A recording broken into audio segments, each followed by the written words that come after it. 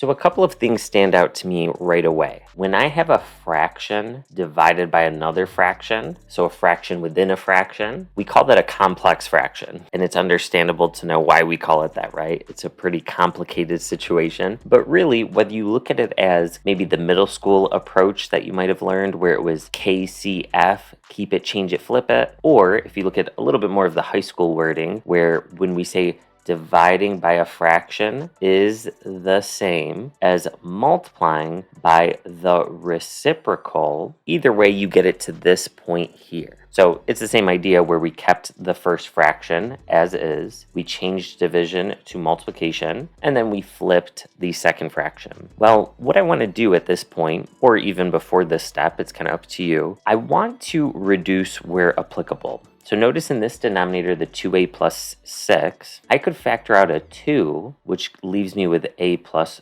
3. So I'm going to go ahead and kind of like cancel it there. And then what I can observe at this point is this 2 would cancel with this 2. And then the c's can cross cancel because remember, you can always reduce up and down and also diagonally. And then at this point, I don't see anything else I can cancel. So let's go ahead and rewrite what we have. We have a plus 6 up top. And in the denominator, I have a plus 3. Now, a common mistake is people will try to cancel the a's, but you can't do that when you have either addition or subtraction separating values. You can only do it when you have multiplication. For example, the reason we're able to cancel this 2 with this 2 is because the 2 and the a plus 3 were being multiplied and the 2 and the c were being multiplied. So when values are being multiplied, they can be canceled versus when values are being added or subtracted, either way, you can't cancel. And we get our answer is D.